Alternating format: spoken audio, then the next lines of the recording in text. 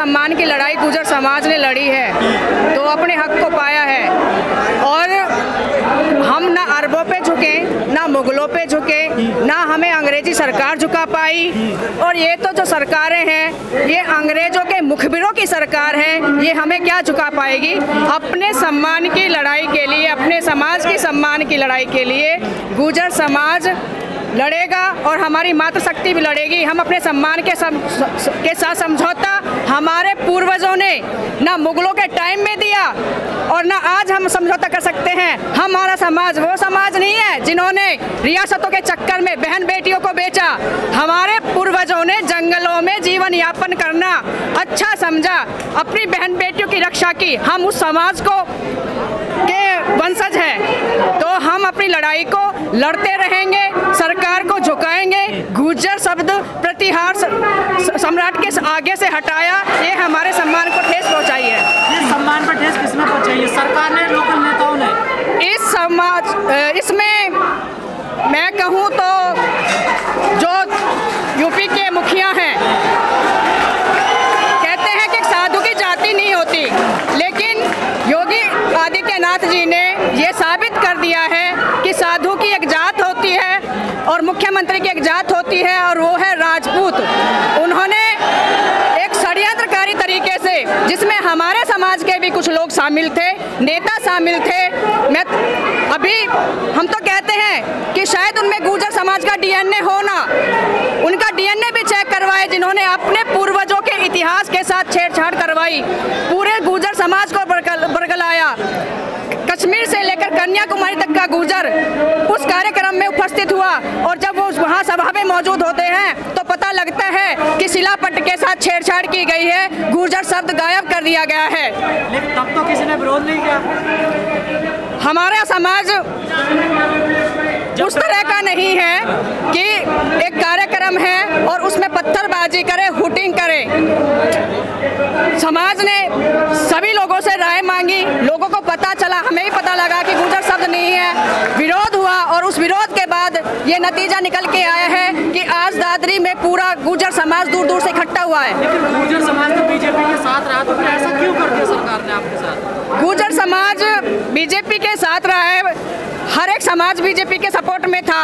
अन्ना आंदोलन एक ऐसे आंदोलन आया था जिसमें यह था कि भ्रष्टाचारी सरकार को उखाड़ फेंकेंगे, लेकिन अंग्रेजों से लेकर चाहे पीछे 70 साल में किसी का भी शासन रहा हो, उन्होंने गुर्जरों को राजनीति से दूर रखा है।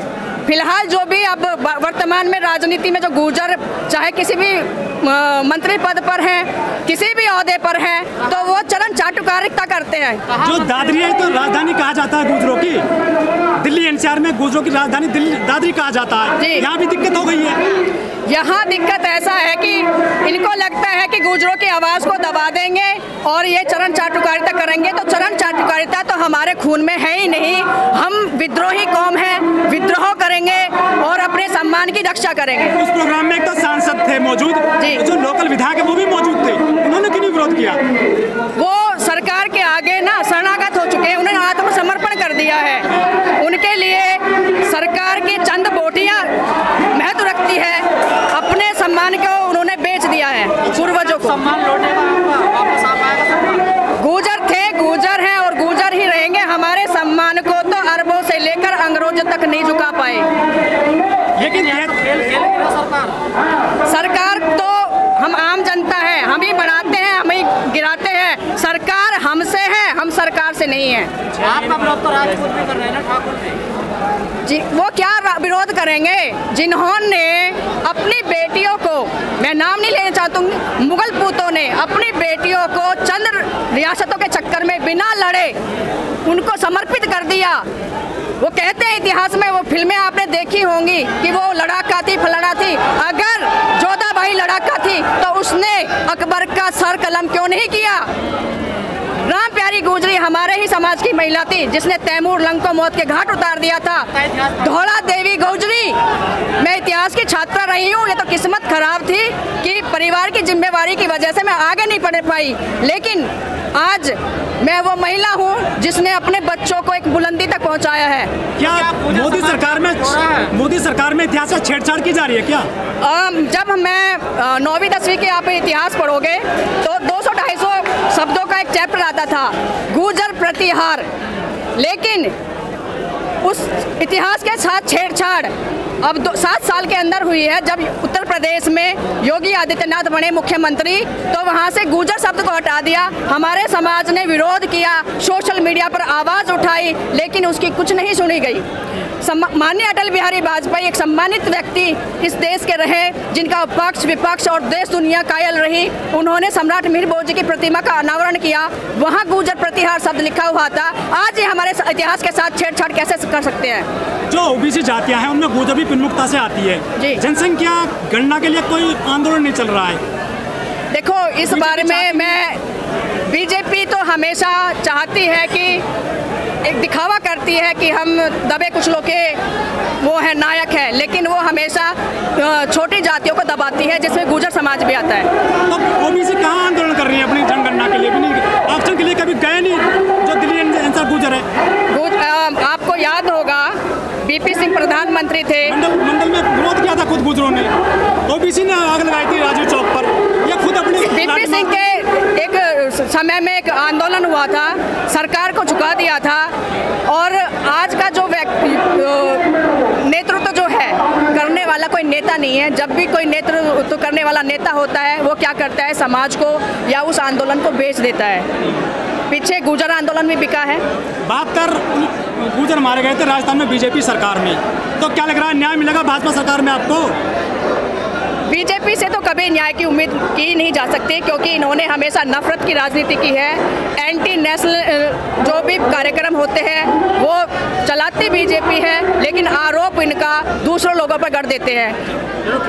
मैडम, आप पढ़ी लिखी महिला हैं, क्या लगता है जो ओबीसी समाज था वो अपने अधिकारों को लेकर जागरूक हो रहा है? बिल्कुल हो रहा है। लोगों को पता चल रहा है कि भाई तुम्हारे अधिकारों का हनन हो रहा है, तुम्हारी नौकरियां तुम्हें ओबीसी या कैटेगरी में तो रखा गया है, लेकिन नौकरियां नकली सर्टिफिकेट बनाकर पंडित के पास है, राजपूत के पास है, अन्य बिरादरी के पास है।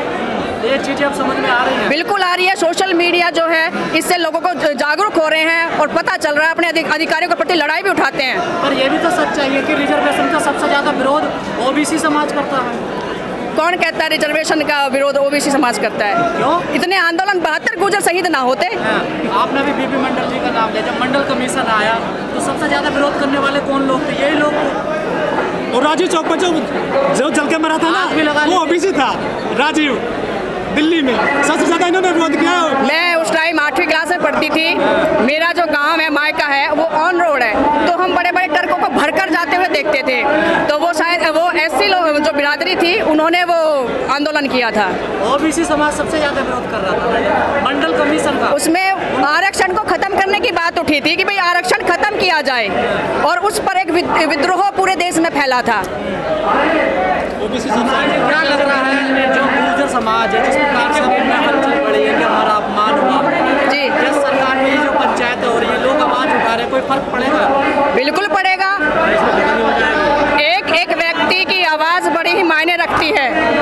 और जब मैं सुबह 9:30 बजे यहाँ पहुँच चुकी थी तो देखा कि एक छोटा सा गांव इन्होंने छावनी में तब्दील किया हुआ है, तो फर्क तो पड़ा है। जब मैंने पुलिस वाले से पूछा कि भाई जाने दो, बोला नहीं जाने देंगे, एक मीटिंग है। मैंने कहा एक मीटिंग नहीं है, ये एक महापंचायत है, और इस महापंचायत को आप इस तरह से लठतंत्र से दबा नहीं सकते।